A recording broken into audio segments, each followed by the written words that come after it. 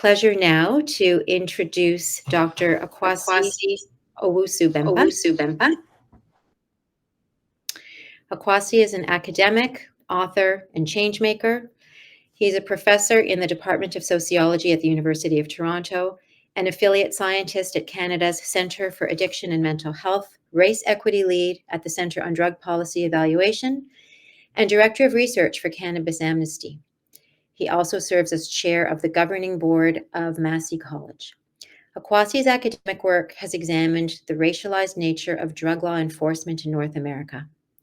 He has collaborated with major media outlets such as the Toronto Star and Vice News to advance public dialogue about the perils of the war on drugs.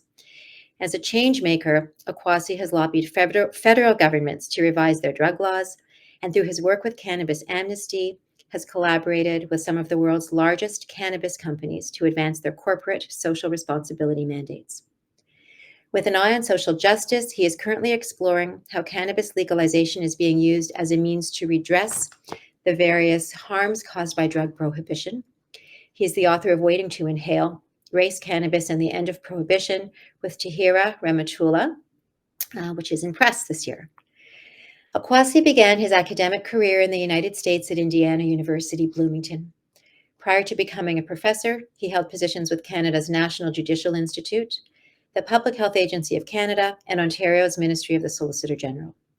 He frequently appears on radio and TV and publishes regularly in academic and popular forums. Akwasi's work and commentary has recently been featured in the New York Times, the Washington Post, Forbes, The Guardian, and the Globe and Mail.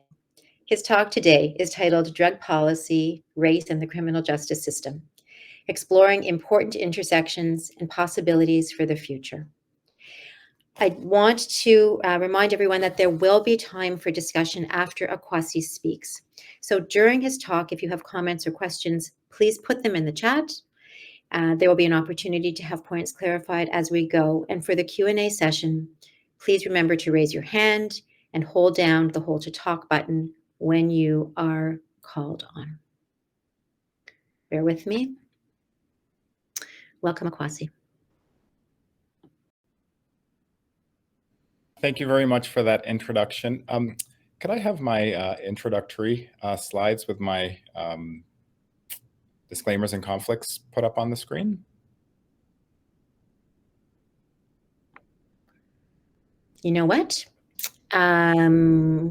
I think I have those because you're not PowerPointing. I'll let you read through. Not PowerPointing, but I have them here just in case. It just saves me.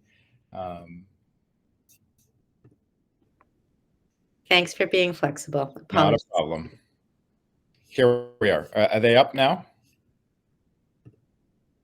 Are they live? No, we're seeing you. I'm going to read them for the sake of any kind of further technical troubles. As you've noted, I'm not using a PowerPoint. So I want to disclose first and foremost that very generously, MetaPHI has provided an honorarium for me to deliver this keynote today, and for which I am very grateful. I don't have any relationships with the financial sponsors of the event, but I do want to note that I'm an advisor to a publicly traded psilocybin producing company called Red Light Holland. In terms of mitigating potential bias, the content for the talk is drawn from my empirical research as well as my observations of drug policy. And this is the perspective that informs both my advocacy work, my public advocacy work, as well as my advisory work, as opposed to those being driven in the other direction. So I want to say that I am very grateful to be here speaking with you today. I want to first and foremost thank Dr. Jennifer Wyman, Sarah Clark, Laurie Smith, and the MetaPHI team for the invitation to be here and for bringing us all together for this conversation and for the remainder of the event. As I often joke, as a sociologist, we don't quite have the citation counts of those in the medical fields and hard sciences. And I did not become a professor simply to read and write articles that 3 or 4 other academics would read, but rather to affect change in the hopes of benefiting society in positive ways. And I really can't think of better ways in which I can do that than through opportunities such as speaking to a large group of people engaged in the very important work that you are. So Dr. Wyman has provided a bit of my bio, and we were trying to make up some time. I think I need to shorten it a little more so as not to cut too much into my talking time. But as noted, I'm a professor in the Department of Sociology at the University of Toronto and an affiliate scientist at the Center for Addiction and Mental Health. And much of my work straddles these two areas. I'm a criminologist by training, and I'm going to provide a little bit of background, not only in terms of my my education, academic history, but also some of my personal background, because it really helps inform my view on the topics that I'm addressing around race, drug policy, criminal justice, and certainly around stigma. I have 3 degrees in criminology. I was attracted to criminology for a few reasons. When I first moved to Canada from the United Kingdom, where I was born, my neighbor in rural Ontario was a retired Metro Toronto police officer. And he often told me stories about his work. And of course, for a young boy who probably watched the television show Cops and Beverly Hills Cop and other fictional shows too many times, these stories were thrilling. I really couldn't wait to sign up. I had this really rosy idea of policing. The thought of high-speed chases, engaging in what seemed to be both a noble as well as an exciting profession was extremely attractive to me. Now, I also had a genuine curiosity about crime generally and drugs in particular. I came of age in the early 1990s, a period that saw crime rates peak in much of the West. This was true for Canada, the United States, as it was for the United Kingdom.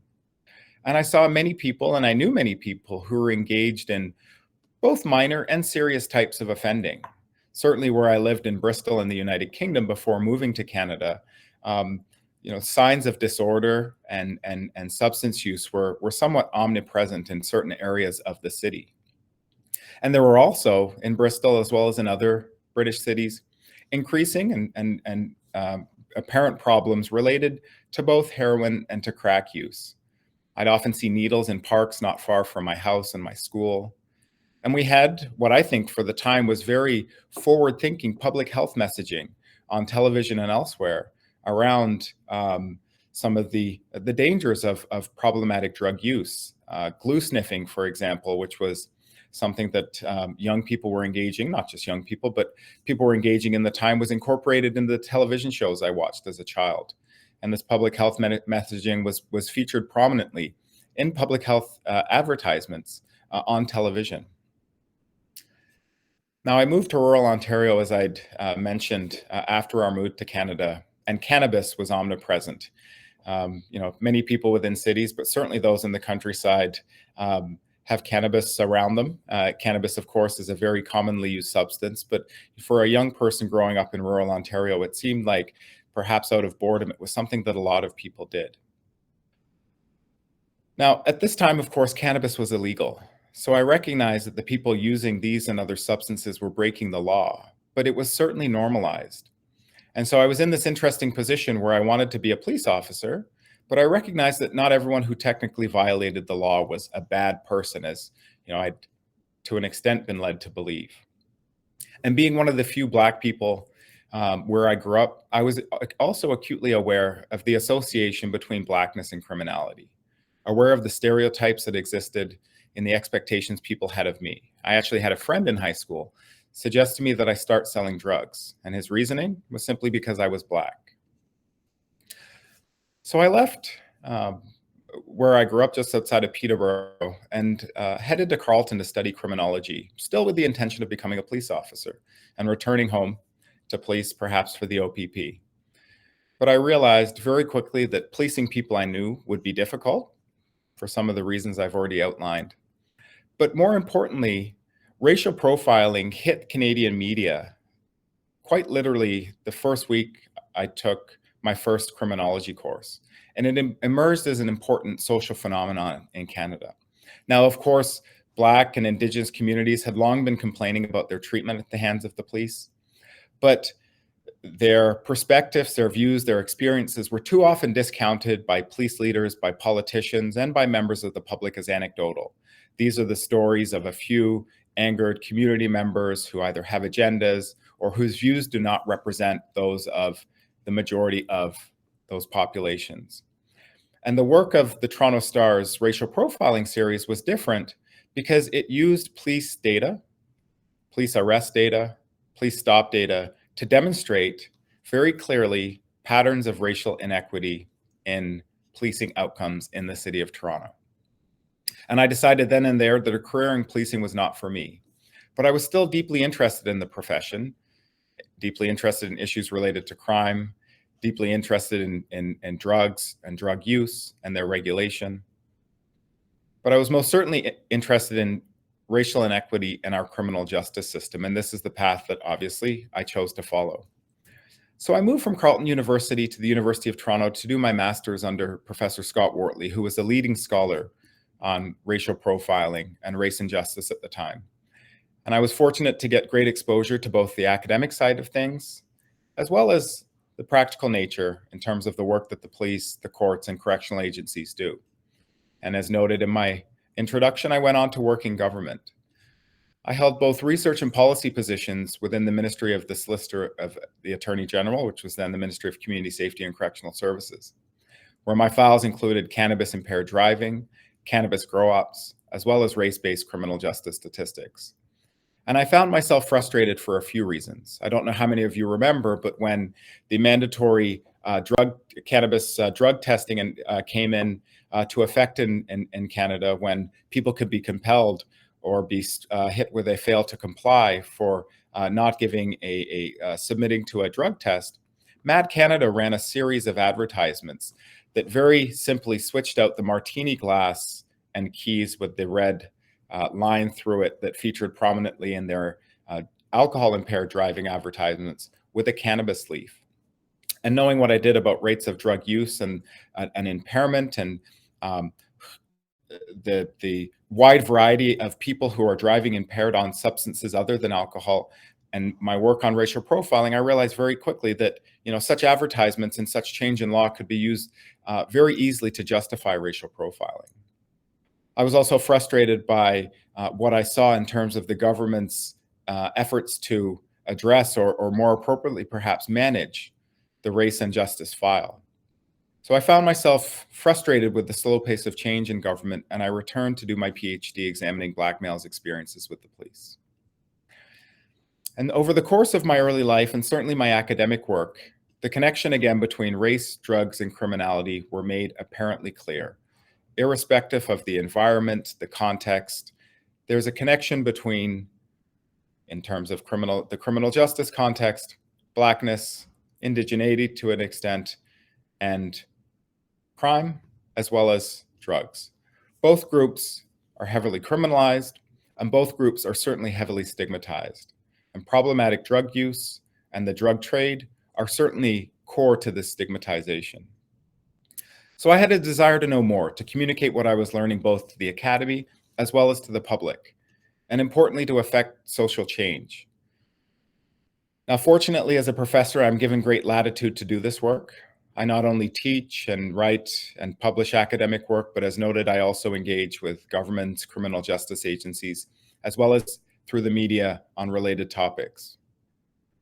And I'm fortunate enough to consult not only with government agencies in Canada, but as well as with international agencies. I've had the privilege of working with the Centre for Addiction and Mental Health, the Mental Health Commission of Canada, and the Canadian Mental Health Association on related work. And I'm very happy to say that when I think about the frustrations that I experienced early in my career working in government, seemingly banging my head against the wall, trying to get the right type of attention drawn to issues, as well as the right types of solutions developed and implemented, I have great hope now, because it's no longer a matter, it's less a matter, I should say, of trying to hide from the issues, and there's more of a desire to understand them. And I say this, of course, recognizing that political winds change, and we could be in a very different situation in Canada in a couple of years from now than we are today. But I will say that the opioid crisis, combined with the murder of George Floyd and the racial awakening, has prompted much change. Now, while much of my academic and consultative work is empirical in nature, I'm also deeply interested in the theoretical aspects of the topics I study. This includes theorizing about race itself. My keynote focuses on drug policy, race, and the criminal justice system. And in order to adequately address this topic, I think it's important that we have a good handle on the concept of race itself, how it emerged as a meaningful social concept, and how it continues to be of such great significance. In the work that I do, both in the academy as well as outside, I see very clearly that many of us take race as a concept and as a social phenomenon for granted, as a given, as something that's always existed and something that is natural.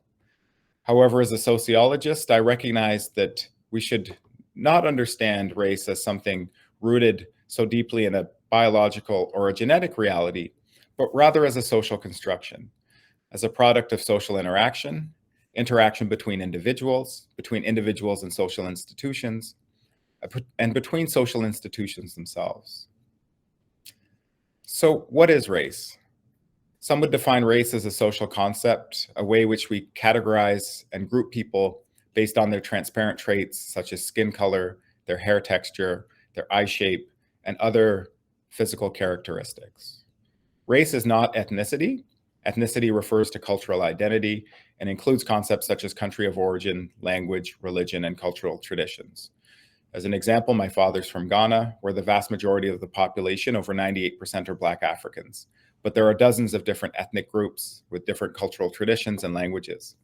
For too long in Canada, we've equated race with ethnicity or ethnicity with race for reasons of convenience, and I think in part to hide and to divert attention from real racial differences that have existed and continue to exist in this country. But it's important that we recognize that these are distinct phenomena. Now, race as we know it is a relatively recent concept and phenomenon. The way in which we use race as a social concept and a social category today. And it emerged really in the 18th and 19th centuries, starting with European exploration and expansionism, and certainly with colonialism. As Europeans began to traverse the globe in ways they'd not done before, they came into contact with people who looked very different from them, who acted differently, who ate different foods, lived in different types of dwellings, dressed differently. And as this was a period in which religion was on the decline in terms of its importance in social arena, and science was on the rise, there were efforts not only to understand these differences, but also to try and categorize and classify these different people, or perceived different people, or the perceived differences between these peoples, just as there were efforts to classify and categorize much of plant and animal life at the time. This is the period in which we saw our modern conceptions of race developed, as the scientists and philosophers of the time sought to categorize people into groups based on their skin color, and importantly, to attach meanings to these differences. While there are many people engaged in such efforts, Jonah Frederick Blumenbach is often cited as having classified people into the racial categories that now exist or that are most prominently used today. In his work on the natural variety of mankind, which was published in 1795, he divided humans into 5 races, as he labeled them Caucasian or white, Mongolian or yellow, Malayan or brown, Ethiopian or black, and American or red. Now, this is, of course, not fully comprehensive or inclusive, and we've had an expansion of these over time, but this work really set the standards for what exists today. And so I say this and I introduce this history because while many of us take race for granted and see it as something that has always existed, the way that we racially categorize our society in the course of human history has really occurred in the very recent past, in really just a blink of an eye over the course of human history. Race, as we know it, is a recent human phenomenon. Now, it's important to note when we look at these early classification schemas and the legacy of those, that the individuals engaged in these activities did not simply seek to categorize, but also typically to order. These classification systems, which certainly were influenced by what we would consider today to be Euro and ethnocentrism, and now to an extent I'm somewhat meddling race and ethnicity. But all of this to say that different races, as they were then defined, were not simply separated and seen as equal, but were done so in a hierarchical manner, typically with white Europeans at the top of these hierarchies, and Black and Indigenous peoples, those with darker skin, at the bottom. They were seen to be less evolved, less civilized, more animalistic, and more dangerous. The vast majority of the early racial classification schemas existed on such a hierarchy, and again, we can see the legacy of this today. And it's important to recognize as well that the emergence of race as a meaningful social concept took place at an important period in human history. This was during the period of colonialism, of slavery, and of the appropriation of land. As Ashley Montague, a notable anthropologist and someone deeply involved in the United Nations work around anti-racism following the Holocaust, has noted, the idea of race and racial superiority was developed as a direct response to the exploitations of other peoples, to provide both a pretext and a justification for the most unjustifiable conduct, the enslavement, murder, and degradation of millions of human beings. We have to note that Enlightenment principles dictated that one could not hold another human being as property, and so Black people had to be dehumanized. And we see this in prominent laws, for example. The US Constitution considered Black people as just 3/5 the person.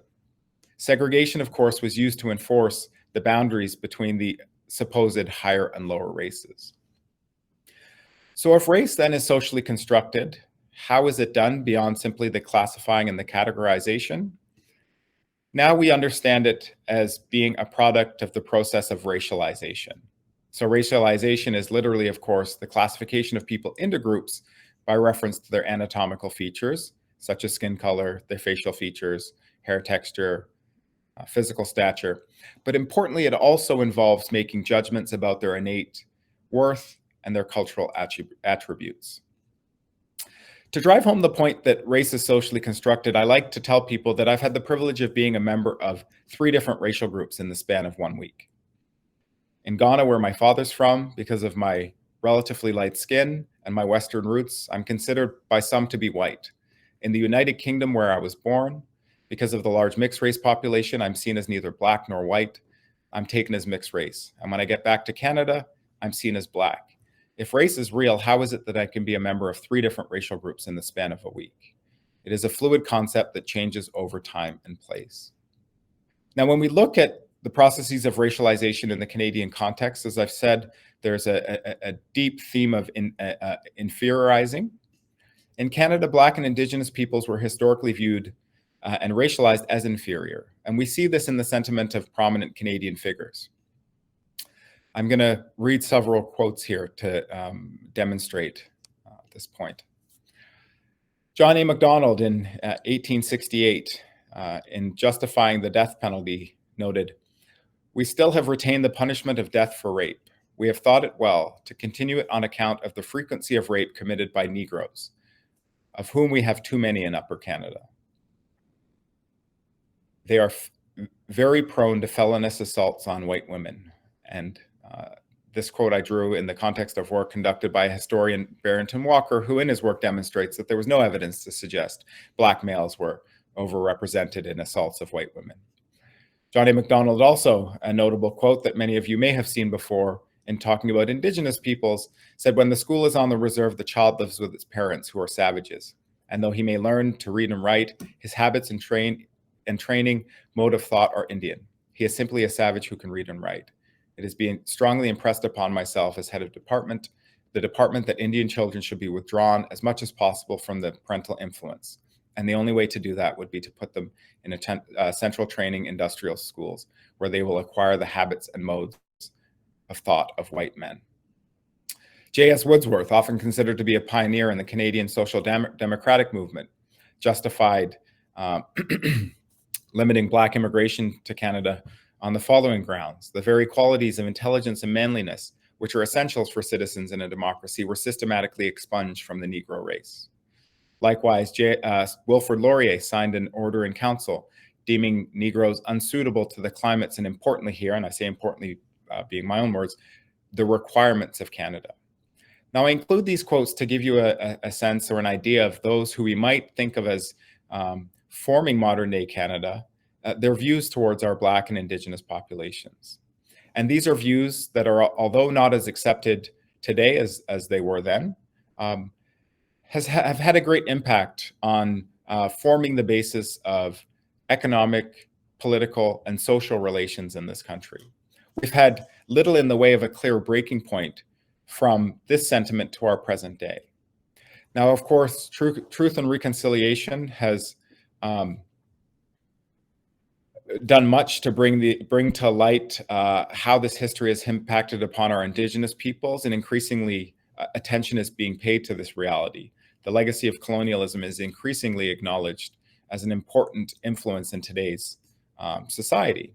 And there's growing recognition that the legacy of anti-Black racism is also rooted in colonialism and slavery, and it continues to impact upon people in the present day.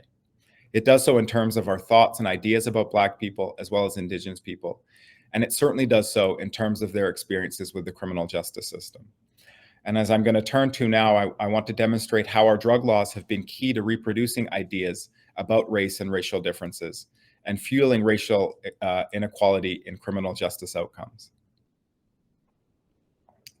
So I'm not sure how many of you came this morning expecting history lessons, but I'm, just documented the history of race as a social concept, cursorily documented race as the emergence of race as a social concept. I want to do the same with respect to our drug laws. And again, some of this history may be familiar to you, but it's certainly, in my experience, not familiar to all of the audiences I speak to.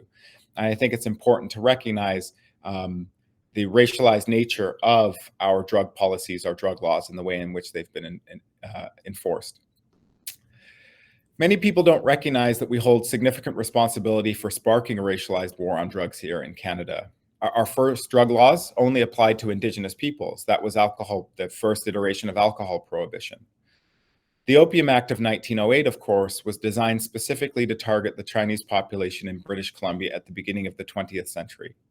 As many of you I'm sure know, we'd invited, or some would say imported, large numbers of Chinese people to work on the Canadian Pacific Railroad. And upon its completion, those people were seen as competition by white laborers, leading to race riots on our West Coast.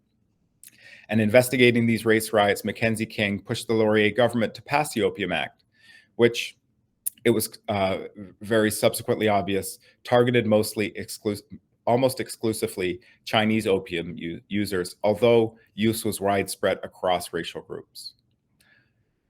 So not only were our initial drug laws squarely focused on racialized populations, but we know our subsequent drug laws were also prompted by fears of racialized immigrants and propagated by people like Emily Murphy, or Janie Canuck, as she often, the pen name she often used.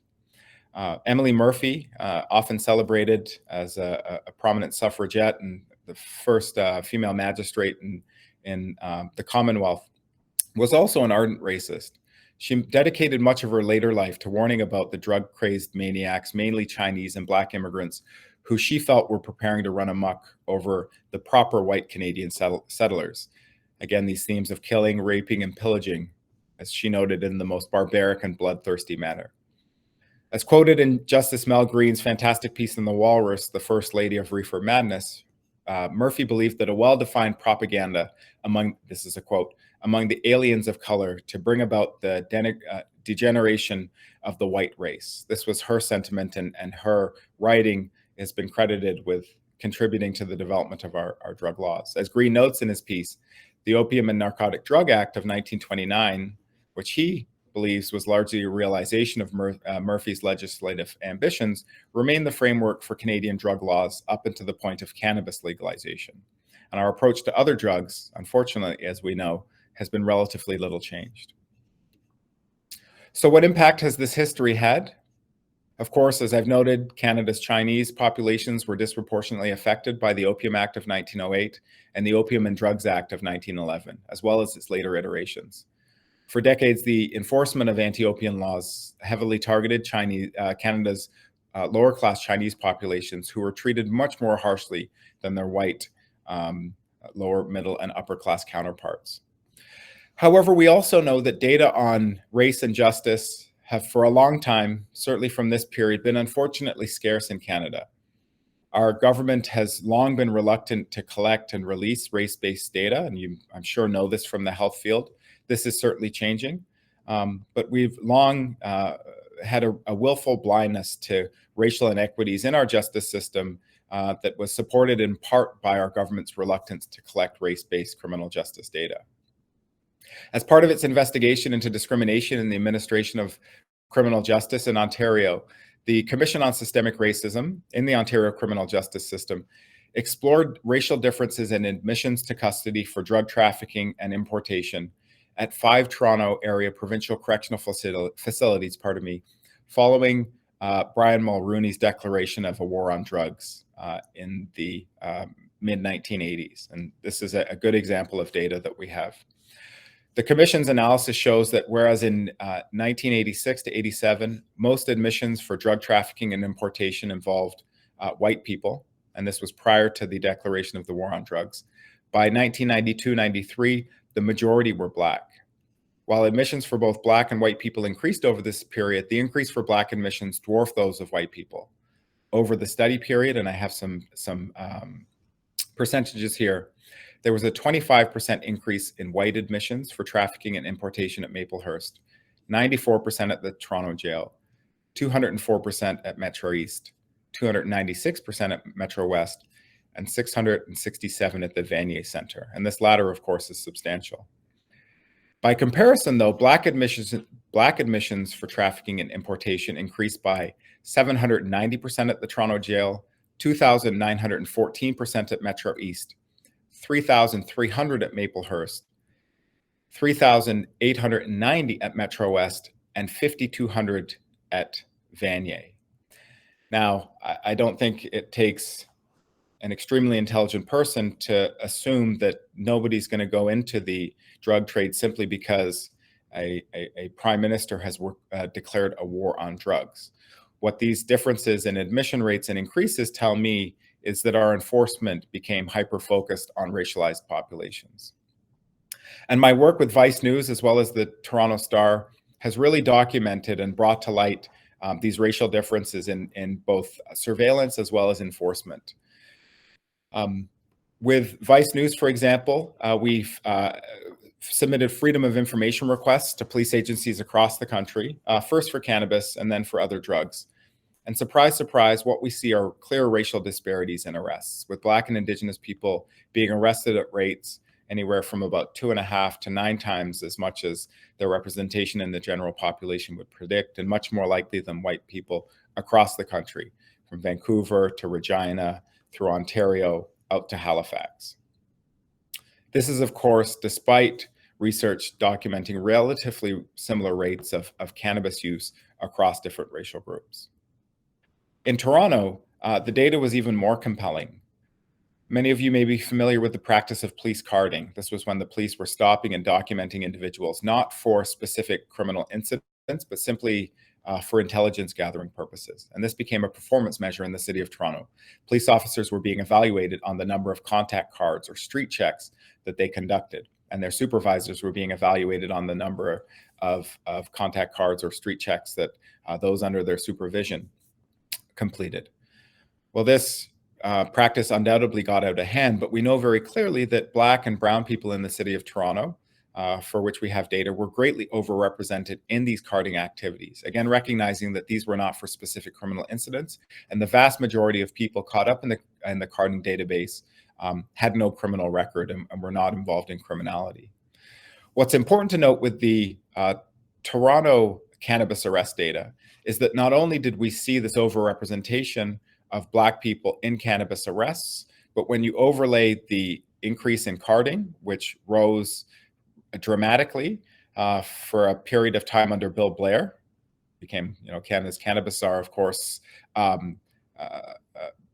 running or tenure as chief of the Toronto Police, we saw a very clear increase in cannabis arrests as well. And so we can see this discriminatory policing practices, which has since been prohibited, fueling arrests and racialized arrests for cannabis in the city of Toronto.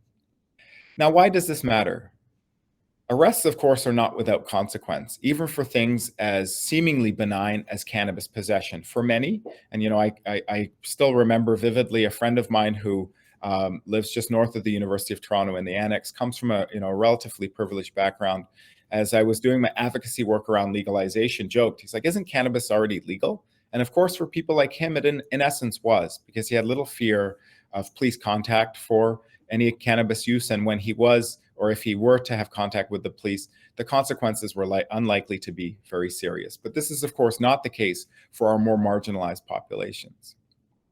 We know from an abundance of research that arrests, at simple possession arrests, which can contribute to a spiral of incarceration, can impact upon an individual's ability to engage and complete their education, to find meaningful employment, to volunteer, to travel. It has consequences for their family, of course, their community, and it also contributes to their own stigmatization as well as those around them. I often refer to cannabis as a gateway drug, not a gateway to harder drug use as it's often been framed, but rather a gateway to the criminal justice system for society's most marginalized populations. As a criminologist and someone who works directly with people impacted by the criminal justice system, I've seen all too often the impact of our drug laws on the lives of people and how it impacts their future contacts with the justice system itself. One notable example is an individual I've worked with who spent a considerable amount of their life incarcerated for a series of increasingly serious offenses. But when you look back at that individual's life, undoubtedly, yes, they faced a number of troubles, but they were also considered to be very bright and in fact gifted. Unfortunately, a simple cannabis possession arrest as a young person resulted in a period of probation, and unfortunately, a failure to abide by the conditions of that probation, something not unfamiliar to people who live in hyper-criminalized and hyper-surveilled communities. And the criminalization that resulted from this impacted them in myriad ways. Again, finishing school became more of a problem because of the way in which they were looked at by teachers and administrators. Getting a job was difficult because of the criminal record. And as such, a life of crime became, if not more appealing, a trajectory of necessity. And this is a story that I've heard over and over again. And as I say again, despite relatively similar rates of cannabis use across racial groups, enforcement has been wholly unequal. As I outlined in my TED Talk, The Untapped Promise of Cannabis Legalization, I share the stories of two young men, one of whom was Black and caught with a small quantity of cannabis and whose life was upended by this. He had difficulty obtaining employment and suffered from the consequences I've just outlined. But the other had an experience, much more like my friend might have had. He came from a privileged background. He was white, and he was caught with a much more substantial quantity of cannabis. It could have easily been considered possession for the purpose of trafficking. But he had parents who were able to free him from the grips of the criminal justice system. And he'd in fact invested some of the profit he'd made from his illegal drug trading into the stock market. And because of this, was able to not only have a clean record, but to open up a lucrative cannabis business once cannabis was legalized. So I want to bring this back to some of the discussion that we had at the outset. We hear about race as a social construction, as a product of social interaction. One of the things that's become very apparent to me again as I've undertaken this work is not only the inequitable outcomes in terms of who gets caught in the grips of the criminal justice system, but also what that criminalization does in terms of how we view the racialized populations disproportionately targeted by drug law enforcement. In a paper that I published in 2017 in the journal Theoretical Criminology, which is titled Race and Policing in Historical Context, I outline how policing and criminalization and the criminal justice system more generally serve as important race-making institutions. As I've noted, the connection between race and danger and criminality is well established in the Canadian, American, and other geographical contexts. But this has not simply been a one-off. If I ask you to close your eyes and I say the words gangbanger, thug, drug dealer, gangster, ghetto, crack, welfare queen, many of you would have a racialized individual come to mind. And this is a product of the essentially propaganda that we've been fed, both in popular culture as well as through news and other media. As the war on crime and the war on drugs were rolled out in the United States and subsequently exported to other countries, the enemy in this war, both in the popular imagination, the eyes of politicians, and certainly the view of the criminal justice actors who were charged with waging these wars, was typically racialized. And again, I'll bring it back to my own experience. Think about one of the original reality television shows, Cops. Who were the primary targets of the actions of those officers? They were economically marginalized, no doubt, but often the stories about drugs included Black and brown faces. And the disproportionate targeting of racialized people for drug law enforcement quite literally funnels them into the criminal justice system, resulting in their criminalization. But it also comes to influence how the general public views these groups, and at times how members of these groups view themselves. Race, crime, drugs, and justice have become intertwined. So racial and racialized stigma, not only of crime matters, but of drugs and drug users, is important here.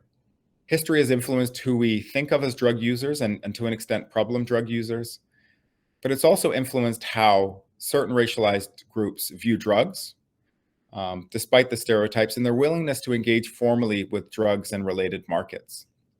And I can think about, and I'll talk a little bit in a moment about work that I've done around legalization and exploring the perspectives of racialized communities and their views towards legalization. And many of our research participants' reluctance to engage either with the legal cannabis market because they see it as government and corporate weed and don't feel included in that corporate model, or they continue to have concerns around the stigma associated with cannabis use, making them less likely or more reluctant to seek treatment for mental health and substance use-related issues. They certainly, as I will share shortly, face greater levels of scrutiny from healthcare practitioners. So what have some of the impacts in terms of stigma been? I've mentioned before our cultural narratives. Our media narratives have enormous influence in shaping our social attitudes. And when it comes to drug use, people of color often find themselves disproportionately cast in damaging roles. Whether in news reports, fictional stories, racialized individuals are frequently depicted as drug dealers or people who are addicted to substances, perpetuating harmful stereotypes and further stigmatizing already marginalized communities. On the other hand, white individuals grappling with drug addiction, and this is a bit of a blanket statement, but certainly those from more privileged backgrounds are often framed as sympathetic characters in the popular imagination, victims of unfortunate circumstances who are in need of help rather punishment. The words like junkie or criminal are more frequently applied to racialized individuals, whereas softer terms like victim or patient are often reserved for white individuals. And these linguistic choices, whether intentional or not, contribute to a climate in fear and perpetuate racial biases, which in turn, inform public policy and everyday personal interactions. There are clear economic implications of this, as I've somewhat noted with respect to what criminalization for drug-related offenses does to people's employment, economic, housing, and other life outcomes. Employers in many jurisdictions are reliant on background checks, and drug convictions can serve and have served as disqualifying factors. But importantly here, I want to recognize the cycle of criminalization and how that impacts people's ability to gain meaningful employment. And what about in the healthcare context? We can think about geographical inequities. You know, one of the major barriers to equitable healthcare for substance use issues is geographical. Certain urban areas may have more or less, but certainly when we look in rural areas of our country, there's a less of an availability of substance use treatment facilities and programs. A lack of access, of course, to local treatment can make the road to recovery more difficult and more challenging, especially for people who are already facing barriers. Even within the healthcare system, of course, and one as comprehensive as Canada's, both implicit and explicit biases amongst healthcare providers can create barriers to equitable care. There may be assumptions or stereotypes associated with certain racial and ethnic backgrounds that unconsciously influence healthcare providers' decisions. A provider may be less likely to recommend a comprehensive drug treatment program for an Indigenous person compared with a non-Indigenous individual, based on unfounded assumptions about willingness to comply or likelihood of recovery, for example. But biases may also manifest in more subtle ways, such as shorter consultation times, through less thorough examinations, or failing to offer the latest treatment options to racialized individuals. The impact of such biases can result in, of course, reduced quality of care and poorer health outcomes, perpetuating a cycle of mistrust between racialized communities and healthcare systems. Stigma is big. The work that I did with the Mental Health Commission of Canada demonstrated and documented very clearly how the Black people who we spoke to who had sought either healthcare treatment generally or treatment for mental health related issues felt that their cannabis use was stigmatized by their healthcare practitioner and certainly served as a barrier to them receiving equitable treatment in that sphere. And this is where cultural competency, of course, comes into effect. Cultural competency, not only understanding the different groups which one works with and which whom one may see in the doctor's office or another medical health facility, but also the broader socio-historical factors that come to influence our views about these people. Cultural competency goes beyond simple translation surfaces or a surface level acknowledgement of diversity. It involves a deep understanding of the different social, economic, and historical factors that contribute to disparate health outcomes, including those related to drug use and recovery. By acknowledging and addressing these, we can help reduce the stigma, which has in part been caused by the criminalization of racialized populations related to drug use. And I just want to highlight here some of the work, again, I've mentioned a couple of times, the Mental Health Commission of Canada. We, in 2020 and 2021, held a series of focus groups with healthcare practitioners, with academics, and with members of the general public, trying to garner their views around and their experiences with race, mental health, and cannabis. This was a series of dialogues that were held again with people from across the country. And here are some of the kind of key themes that emerged from this. One, acknowledging that there is no single Black community in Canada, that Black people in Canada, as are members of other racialized groups, are very diverse in and of their own populations. There's an immense amount of diversity within the Black population as there are in others.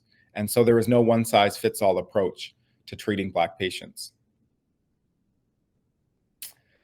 Again, the theme and the fact that cannabis use and mental health remain highly stigmatized was driven home. And the criminalization of cannabis use in conjunction with systemic racism, creating a mistrust of institutions and of authorities. Participants played a high value on lived experience and cultural relevance when considering information about their cannabis and other drug use, as well as their mental health, or in the context of mental health.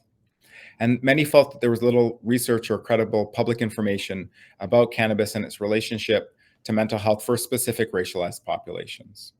Importantly, we need race-based and intersectional data on cannabis and other drug use in the context of mental health and of health more generally.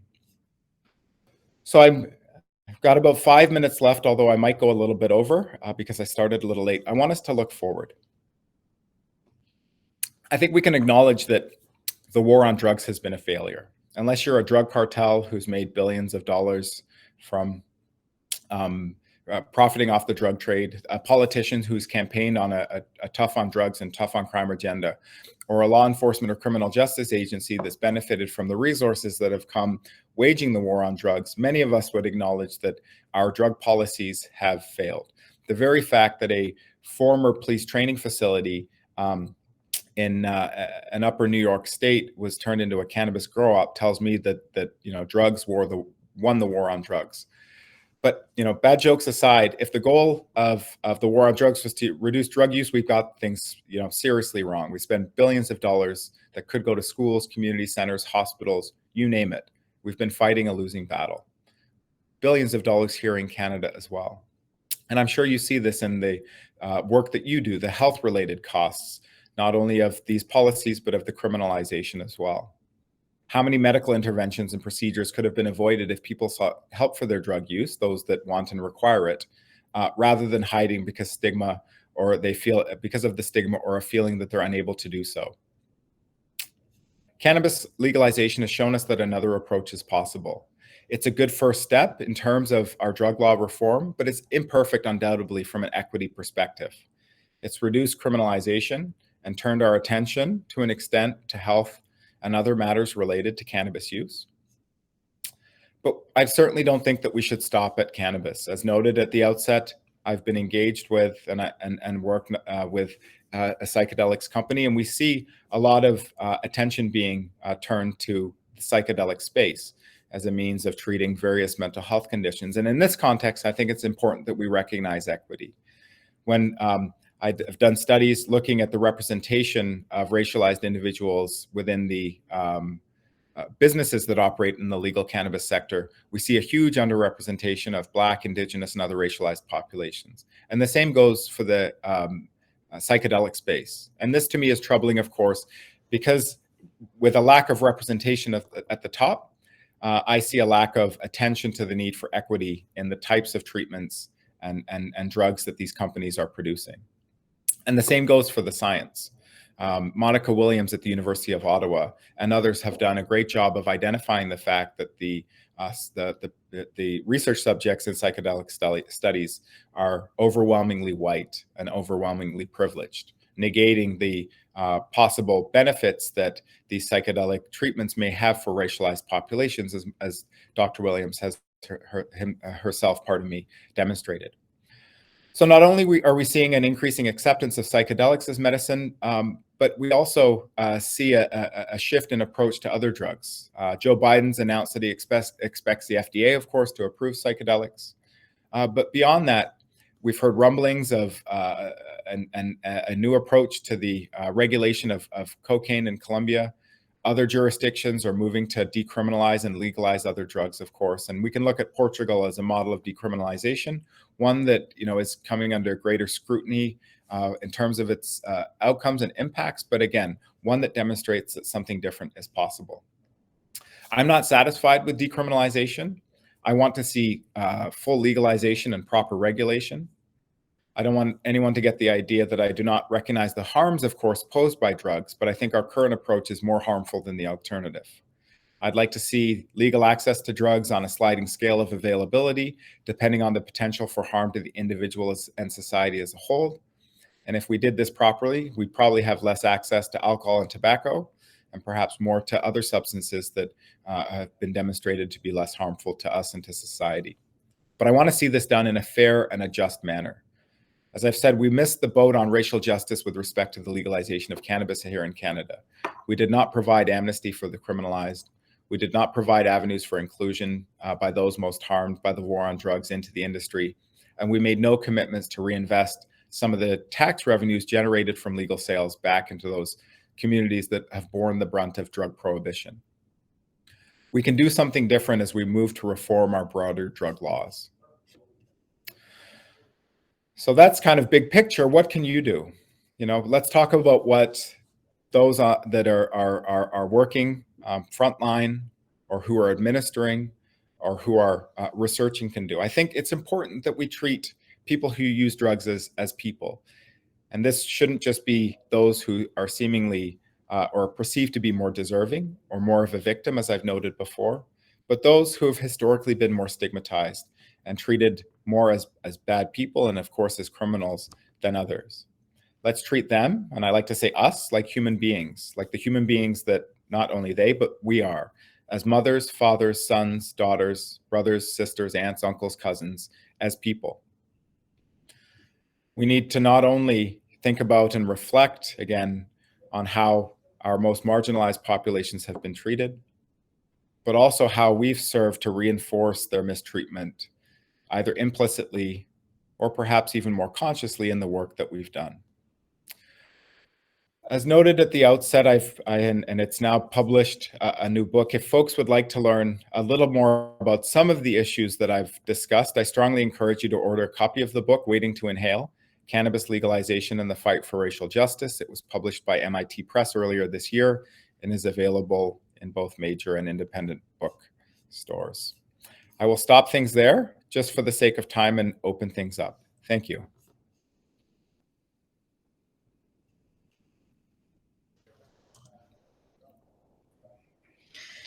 Wow. Wow. And I think people listening rapidly that they haven't been putting questions or thoughts in the chat. They've been following the narrative. So I would encourage people to to put some comments there. I'll post some, and maybe in the next few minutes, then I will figure out how to call on people. I think I see some hands coming up, which is great. Can I ask a question to start? And I'm sure that even asking the question sort of calls out my, my lack of understanding or biases. You spoke a lot about the race as a social construct, and also the challenges in lacking race-based data. And I'm wondering if you could expand a little bit on what feels like it could be a bit of a contradiction in terms of how we balance those tensions, and also to an extent think about what that means with respect to service delivery and how we create services that are both, safe and welcoming spaces for folks, and also can meet some specific needs. So I know I wrapped a lot in there. Thanks.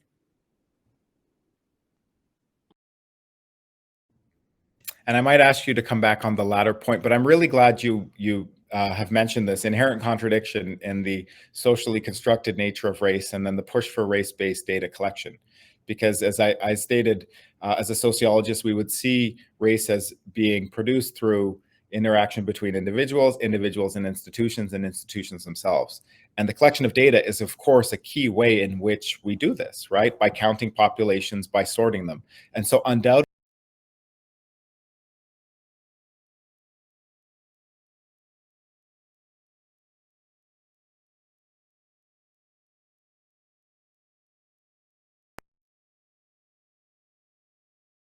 Can you hang on for 1 second? Because your sound kicked out for me, and I'm not sure if it did for anyone else.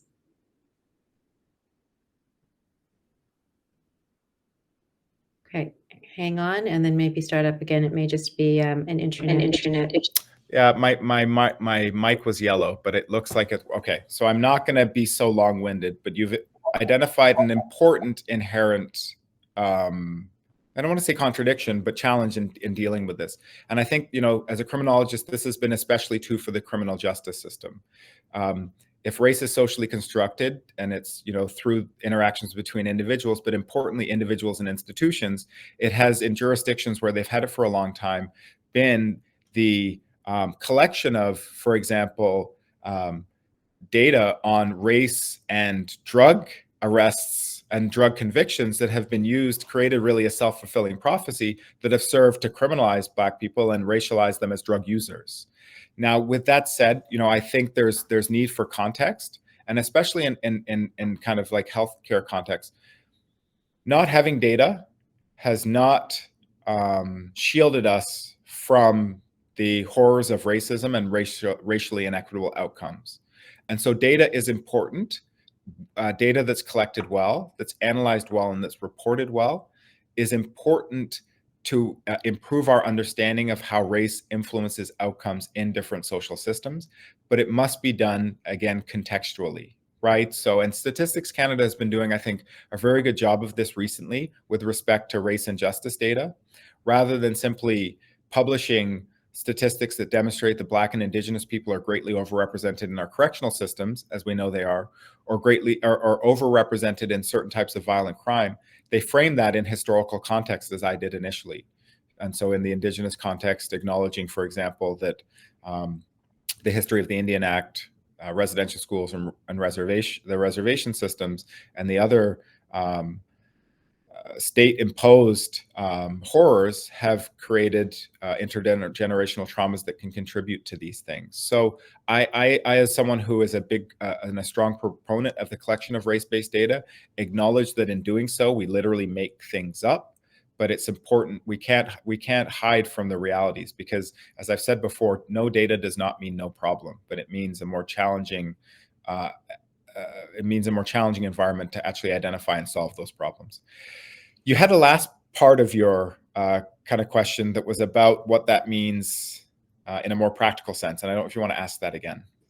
Thanks. It was about how, again, to try to find a balance between creating services that can be safe for people from different racialized backgrounds, and what it means to be inclusive or think about inclusivity versus sort of specificity or targeting services.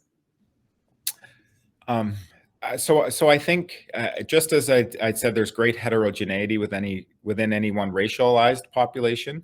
There's also great heterogeneity within any service user population. So I'm in essence going to avoid giving you a solid answer by saying, and this goes, in both with respect to the collection of data, but also the provision of services.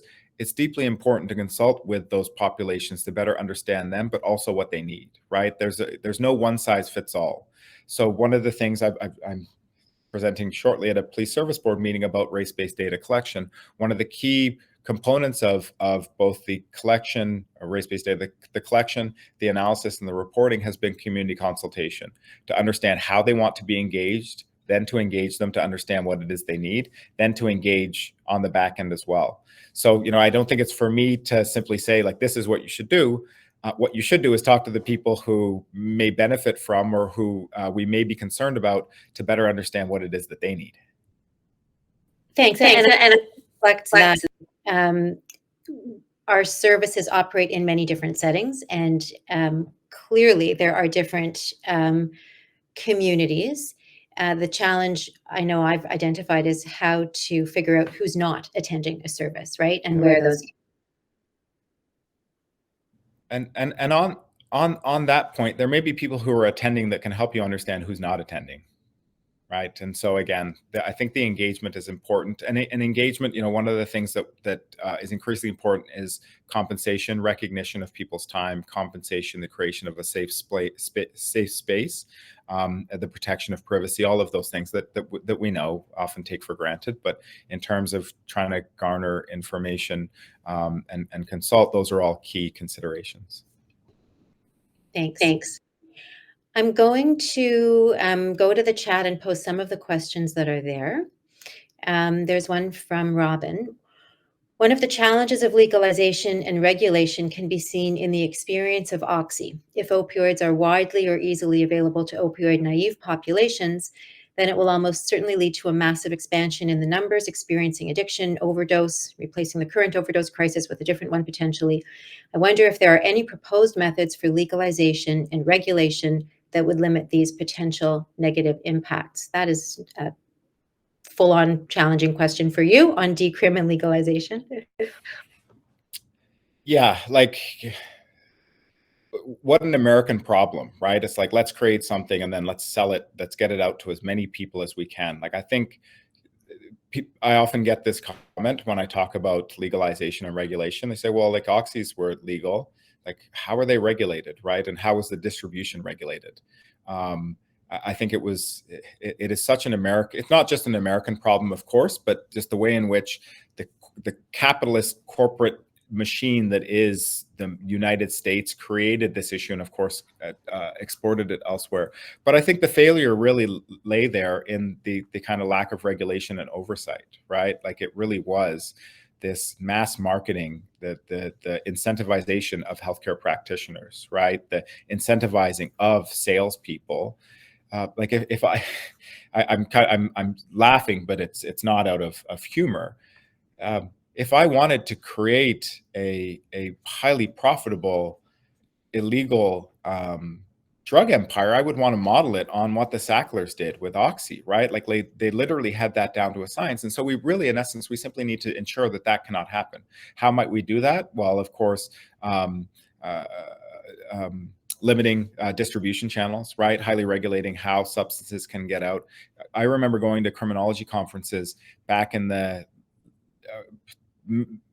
early 2010s and even before, and there were criminologists who were able to pinpoint where the pill mills were, right, and where the pharmacies were. So this information was available, and so we really need to kind of shift our focus. The United States was still then, so heavily focused on fighting a war on drugs, not recognizing that this problematic drug use was being promoted by these corporate entities. And so it really is. Many of you will be familiar with David Nutt. I love David Nutt, Professor David Nutt. He was advisor to the British government on drugs. He sat on one of their advisory panels, and he was kicked off because he demonstrated that horseback riding was more dangerous in the United Kingdom than was ecstasy. More people got injured or killed riding horses than they did doing ecstasy. And the government did not like that because it was forcing them to kind of change their approach. But he has, and others have, of course, transformed drugs also out of the UK, have proposed very sensible ways in which to regulate access to drugs. And again, it's the sliding scale of availability based on danger and potential harm. Another question that's connected, but not exactly the same, question about cannabis and the future of psilocybin. Currently, cannabis and alcohol are very easy to order online. Obviously, there are many cannabis stores on the street, so there have been talks at the public health level on regulating, I guess, location and the numbers. What are your thoughts on this, especially as psilocybin becomes more mainstream? So for those who are interested, psilocybin is also very available online. You can simply go to a website, put in your credit card details, and have it shipped to your door, perhaps with less hassle than would be cannabis, because it's illegal, of course. So I'm not suggesting anyone do that, but not only have we seen the stores starting to pop up and then some being shut down, although police agencies, I think, are demonstrating that it's a low enforcement priority, but it is widely available online. I think, part of what we've seen, I think we rushed to legalize cannabis in Canada. I think Trudeau saw this as, an easy political win. If you look at, what the Cannabis Task Force was asked to do, and you look at the Cannabis Act, they're basically carbon copies of one another. I don't think the amount of work really went into it. And I also think in our context, corporate entities were allowed to drive the bus too much and got ahead of themselves. If you look at, investing in the cannabis stocks, the building of cannabis production facilities, and then of course in somewhere like Ontario, like our lottery system, and then that going, like we let corporate interests get ahead of health and public health interests in a big way. And again, I think we should learn from what we've done there. So I think I live in the city of Toronto, and I live in an area where there are a lot of cannabis shops, like one of the more densely cannabis pot shop populated parts of the city. I think we'll see a shakeout, right? I think they let corporations in some ways kind of, I don't want to say drive the bus, but there was a prioritization to an extent of the corporate interests, and I think the market will shake itself out. What impact availability is and will have, though, on use is something that needs to be seriously considered. And the one thing that I want to say, though, from an equity perspective, is initially we saw a lot of stores in more high traffic, more privileged areas of the city of Toronto, right? Which would drive those who didn't have access to a store locally, or perhaps didn't have a credit card to purchase online, to continue to purchase from the unregulated market, continuing their risk of criminalization. And we wouldn't want to see something as well like that happen with other substances. So while we want to limit availability from a public health perspective, we also want to ensure equitable availability from an equity perspective. We've talked about the harms of criminalization, and I'm wondering if you could share some of the data that may be emerging on the benefits of decriminalization. And I'm sure some of that is in the book that we should be reading for more detail. But wondering how things are playing out so far in terms of cannabis, especially as we're beginning to think about decriminalization of other substances, even as pilot projects here. I kind of want to pull up a recent paper that we're getting ready to submit. So what we've seen is in the 20 years leading up to cannabis legalization, about 50,000 Canadians a year were arrested for simple cannabis possession. Now, many of those were dealt with outside of the formal criminal justice system, but that's still 50,000 people who were initially arrested, many of whom were charged for cannabis possession. Post-legalization, the possession numbers, because there are more laws around cannabis now than there were prior to legalization, and you can still be, of course, arrested and charged for possessing illicit cannabis over a certain quantity, et cetera. We've gone from approximately 50,000 cannabis arrests, possession arrests a year, down to about 2,000. So that's a huge decrease. there's been an increase in impaired driving and certain types of import, export, and trafficking, but these are nowhere near, and I have the number, I could pull them up if we weren't kind of pressed for time, because I'm literally reviewing the paper now. But we've gone from, we've gone from tens of thousands of cannabis arrests to less than 10,000 cannabis arrests a year. These are being dealt with more seriously, but of course, that vast number of people who are not having that police contact, and I can't discount, even police contact itself can have an impact on future criminalization. Research has demonstrated that like young Black youth, for example, who have early police contact prior to any criminal or deviant behavior are more likely to engage in crime or deviance because of the stigmatization aspect. And it can have an impact on mental health, of course. Aggressive policing practices adversely affect mental health. And then even simply being arrested and having to deal with even the informal justice system, going through a diversion program can influence how you and others around you view yourself, can be disruptive to things like school and to work. So we are suggesting in the paper that we're about to submit for publication that a key focus of legalization in Canada was public health. A key focus was reducing the burden on the criminal justice system and on those that are criminalized. But the public health benefits and the decreased criminalization benefits haven't been connected in the same way that they could, because as I've mentioned, cannabis, I see it as a gateway drug to the justice system. And so the poorer health outcomes that come from lower education, lower levels of employment, incarceration itself for those that experience it, people are less likely to experience that post-cannabis legalization because of this drastic reduction in arrests. I think you sort of touched on part of my question, which is how do we make that connection to public health and healthcare and the health of individuals and healthcare, the whole system. Yeah. So good. It's funny because I could unmute myself. Sarah's muting and unmuting me. Yeah, like through all of the work that I do, like it's funny. I became a criminologist, but like part of me wishes I became someone who studied the child welfare system or the education system, because the criminal justice system in many ways is the back end of a series of important social institutions.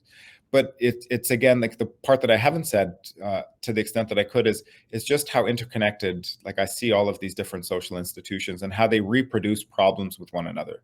So there's a huge literature in the United States on the collateral consequences of incarceration, documenting the poor health outcomes, the poor educational outcomes, employment prospects, not only for the individuals incarcerated, but their families and communities, right? And so when we think about this, I think, connecting, and there are, and I have colleagues that do, like examining the health impacts of incarceration, right? Most recently related to COVID, of course. And these are racialized too, not only because of rates of overrepresentation within, for example, correctional facilities, but also because the stigma that I've talked about also influences how these individuals are treated behind bars. And so I see these as being so deeply ingrained. If you think about young people who may have a parent who's incarcerated, that has a negative impact on their mental health, or can have a negative impact on their mental health, which is going to influence their ability to engage in the education system and reduce their likelihood of educational success. That, of course, like education is related to health. And so these systems are so deeply intertwined with one another. And we need to have a more fulsome, I think, acknowledgement of an understanding of that. Yeah, it's true that all of those things are so connected to the literature on ACEs, on adverse childhood experiences. And we know how strong the connection is between ACEs and substance use and mental health and all of those consequences. And people sometimes ask me what can be done to prevent substance use and the crisis that we're in. And so looping back to what you've just shared. Can I jump off to something that's connected, I have two questions. And again, I invite people to put other questions in the chat or to raise their hands. You talked about four things being intertwined: race, crime, drugs, and justice. And we've sort of tried to make the extension that we need to bring health and public health back into that. But I guess my question is the term justice and criminal justice. And again, sort of an irony there in the pairing of those two terms, and whether you have thoughts for us on how to reframe that. You know, what is appropriate terminology in our discussions and in our discussions with our patients and clients about their histories with the criminal justice system. That is a great question. Like in my intro, Crim 101, the first thing I ask my students is, what is, like, criminal justice? What is justice, right? Like, what does justice actually mean? And many of my colleagues and I, in certain contexts too, refer to, like, our system of punishment as opposed to our system of justice, because that's really now what our justice system serves to do too often. It's not to serve justice to victims, because victims are too often left out of the whole process. It doesn't serve the accused and those who are convicted very well. And it certainly doesn't serve our public very well. And our justice system is literally crumbling at the seams.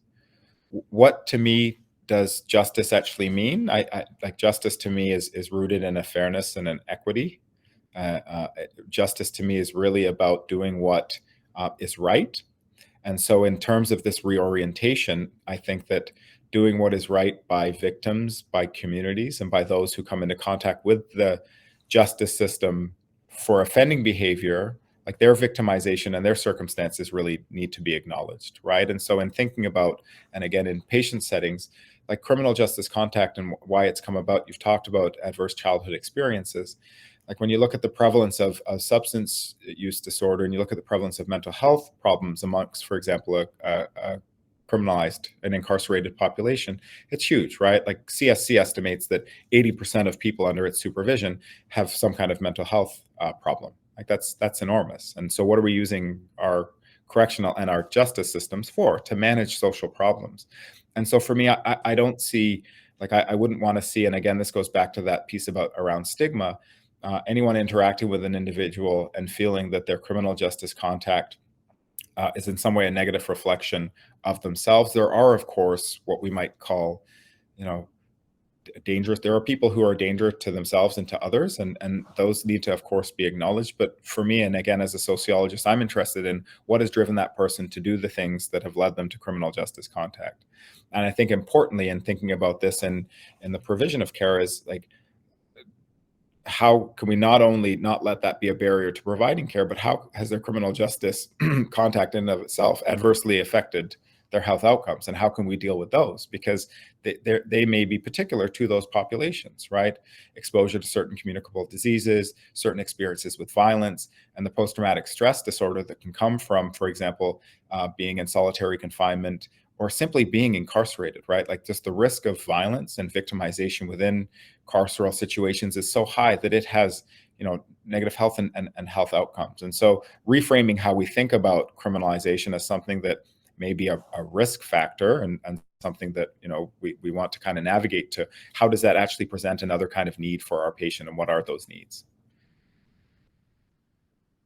I'm going to share a question. It says, we know the rates of opioid deaths are higher in marginalized communities in both Canada and the United States. Is there emerging evidence of improved access to treatment in these communities in Canada and the US? I don't know if you feel comfortable answering that. Yeah, I don't. I don't feel comfortable answering that, but I will just go back to this piece around kind of stigmatization and how these groups are historically viewed, right? And with less of a kind of victim mindset. But no, I don't have kind of sufficient knowledge to comment on that. But it is an excellent question, and one that, needs to be examined and addressed. Another indirect work or for the echo.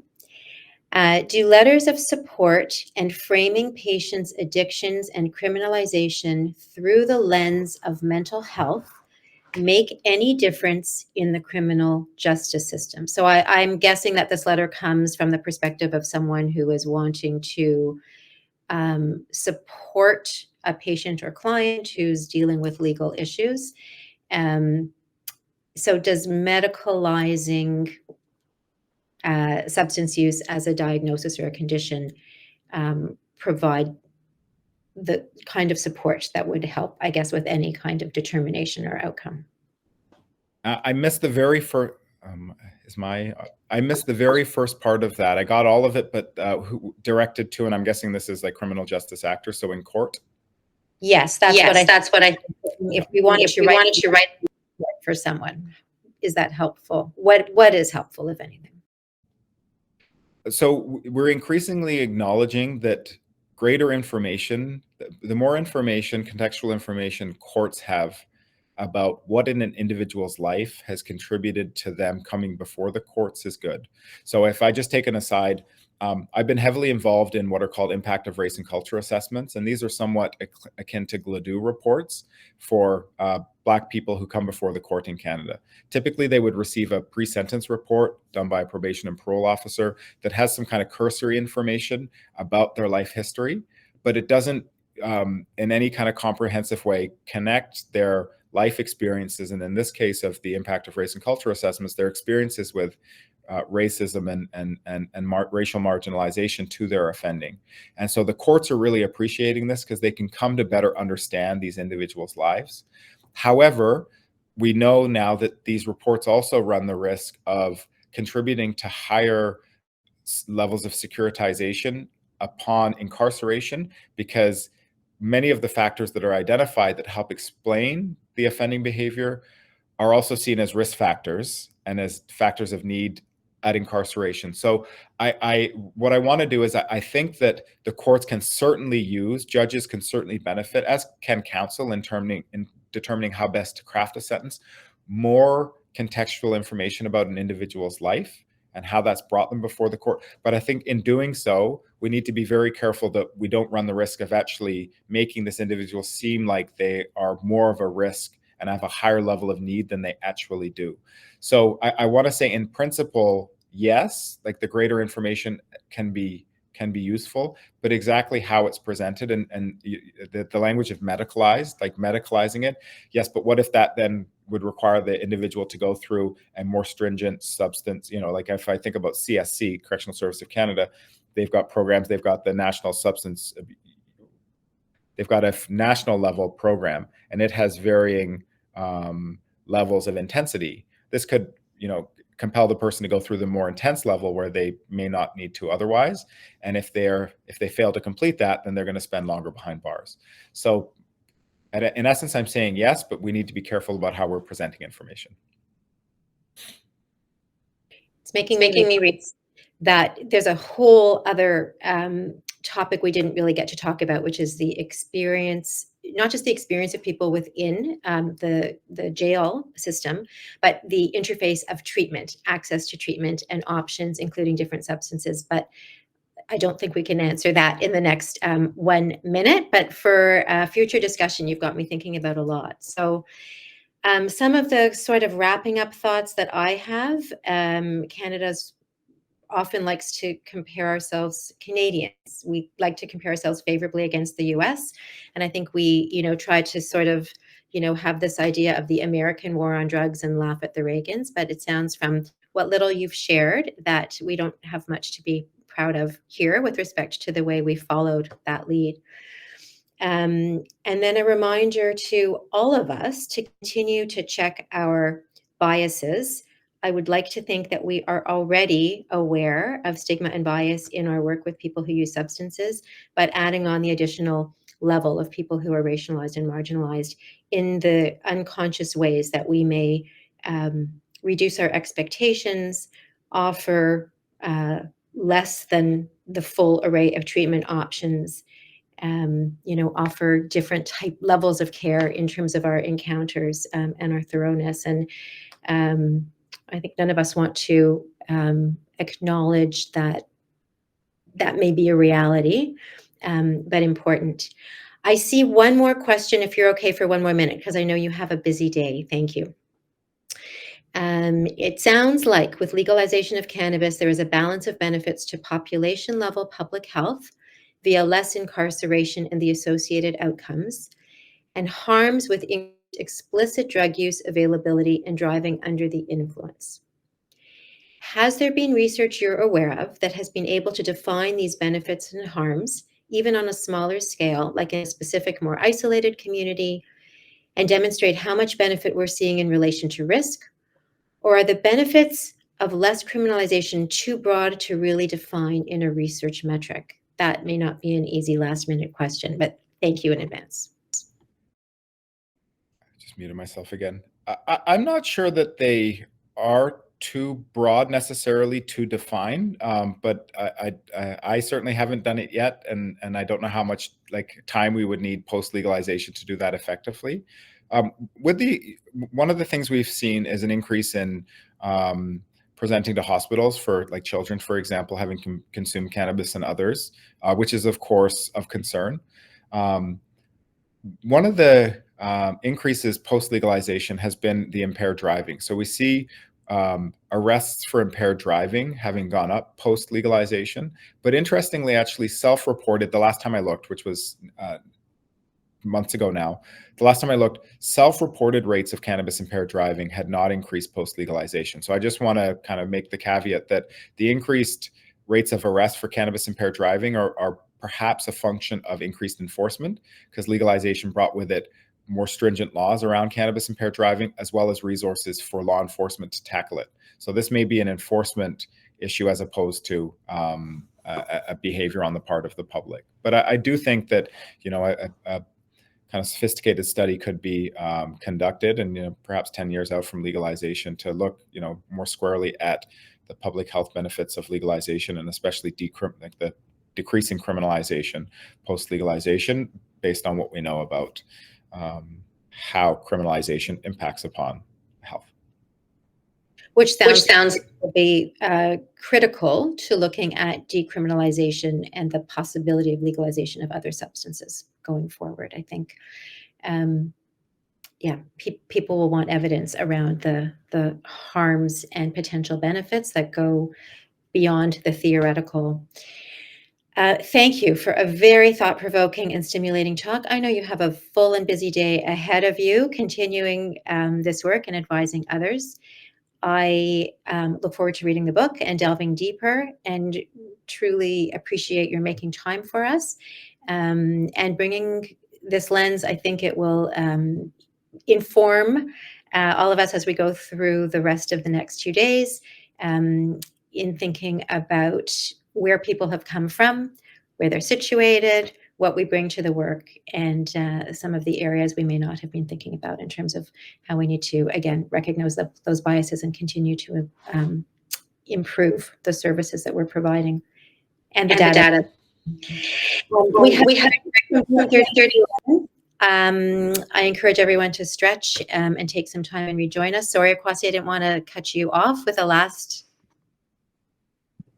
I just wanted to say thank you again very much for the invitation and for the opportunity to address the group. And I do hope that what I share does help you think about the work that you do generally. And as Dr. Wyman has said, the material you're presented with throughout the course of the next couple of days. So thank you.